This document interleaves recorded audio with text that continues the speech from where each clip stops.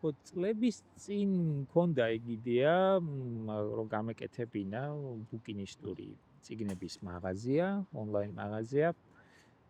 იმიტომ რომ წიგნები არის ჩემი მთავარი ვნება ცხოვრებაში. ამიტომაც ვცდილობდი რომ დამეკავშირებინა მათ შორის ჩემს ტექნიკურ სკილებთან, როგორიცაა მაგალითად პროგრამირება, შემეძლო საიტების კეთება, წლების განმავლობაში ვაკეთებდი და გადავწყვიტე რომ ეს შემეერთებინა, თქვა პროგრამირება და ლიტერატურა რა შეიძლებოდა საერთო პროდუქტი ყოფილიყო და ეს იყო ონლაინ მაღაზია, პირველი ბუკინისტური ონლაინ მაღაზია გააჩნდა საქართველოში და რაც თავარია, ბევრმა ადამიანმა თავის, ასე ვთქვათ, ფავორიტ გვერდად გაიხადა ეს. ბევრი გამომწერიც ყავს, ბევრი მომხმარებელი ყავს და ბევრ ადამიანთან უშუალო კონტაქტი გვაქვს. მე თუმეტეს რომ მე თვითონ დამაქვს წიგნები, მაგალითად თბილისში, რუსთავში, მცხეთაში, რეგიონებში მე ვერ ვახერხებ და საკურიერო კომპანიას ჩაქვს, რომელთანაც სულ პრობლემა, როგორც აღმოჩნდა, ეს საკურიერო კომპანიები ზოგადად პრობლემური სფერო ყოფილა, არ ვიცოდი და შევეჩეხე ამ ძიმე რეალობას, მაგრამ არა უშავს. და ამის შემდეგ უკვე ბუკინისტური წიგნების ბაზაზე ანასტასიამ, ჩემმა ცოლმა, მითხრა რომ ხوار იფიქრებდი, რომ გაგვეკეთებინა გამომცემლობა, ბუკინისტური გამომცემლობა, ხო? ბუკინისტური წიგნები რომ გამოგვეცა, ისეთი წიგნები, რომლებიც აღარ არის უკვე. ასეთი იყო მაგალითად არტისტული ყვავილები, ახლა რაც გამოვეცით და რაზეც ძალიან დიდი მოთხოვნა გაჩნდა. მე ვერც ვიფიქრებდი, თუ ამდენ ადამიანს მოუნდებოდა და ცოტა არ იყოს მაგ მხრივაც კრიზისი შეგვექმნა, იმიტომ რომ მომზადებლები აღმოჩნდით ბევრი შეკვეთისთვის, ამდენი შეკვეთისთვის და რაც ბევრი შეკვეთა თავისთავად კარგი არის, მაგისთვის აკეთებ ხო გამომცემლობას რო გქონდეს. მაგრამ ხო, ცოტა მომზადებლები აღმოჩნდით, მაგრამ არაფერია, ჯერ პატარები ვართ, ახლა ვიწყებთ და დავიხვეწებ.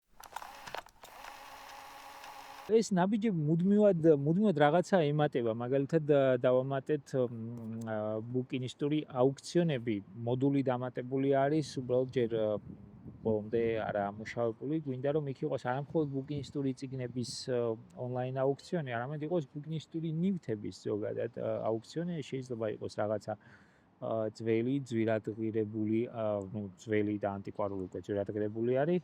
რაღაცა საინტერესო არტეფაქტი, რომელიც არ იქნება წიგნი, ვთქვა და იქნება სხვა რამე. შესაძლოა იყოს რაღაცა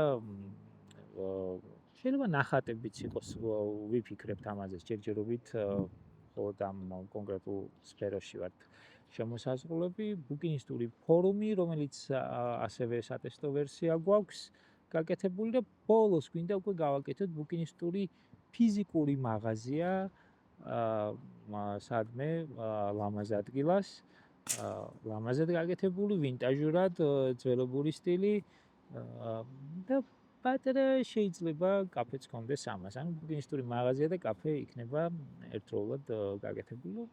მე ვფიქრობ, საინტერესო შეიძლება გამოდგეს. ისე თბილისი მოიხდენს ასეთ ადგილს, ასე მგონია. როგორ არის იცი, მე დაახლოებით წელიწად ნახევარი არის, ესე იგი ჩემი ტვინი აცხადებს პროტესტს, ტვინიც და გულიც, იმიტომ რომ მხოლოდ ტვინი რო იყოს რაღაცას იზამდი, ტვინიც და გულიც აცხადებს პროტესტს და წერაზე უარს მეუბნება მოკლედ, რა ვთქვათ. ტექნიკურად რა თქმა უნდა შემიძლია რომ დავწერო, მაგრამ მე ხომ ვიცი რომ ეს ის არ არის, რაც უნდა იყოს.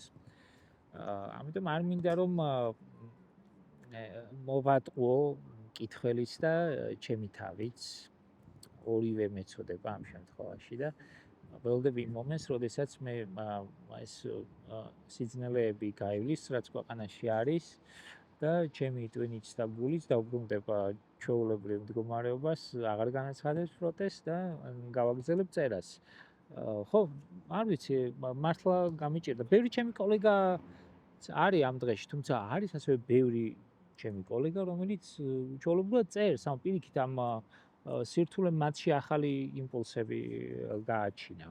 ასეც ხდება ხოლმე, ხო? მაგრამ ჩემ შემთხვევაში სამწუხაროდ ესე არ აღმოჩნდა. ამიტომ ამ წუთას რაღაც ფრაზებს ვინიშნავ ხოლმე, რაც ტვინში უცებ ჩდება. რომ შეიძლება მომავალში მე რაღაცა ლექსის მიზეზიც გახდეს, არ ვიცი.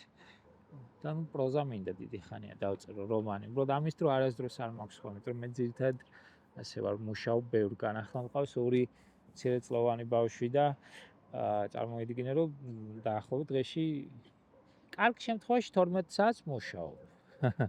და არის შემთხვევები, როცა ახლა რამდენიმე დღის წინ მაგალითად ერთი დღე მქონდა ასეთი 20 საათი მომიწია მუშაობამ და მეორე დღეს უბრალოდ მივხვდი რომ არ უნდა გავაკეთო ეს, ანუ 20 საათი არ უნდა იმუშაო. არ შეიძლება.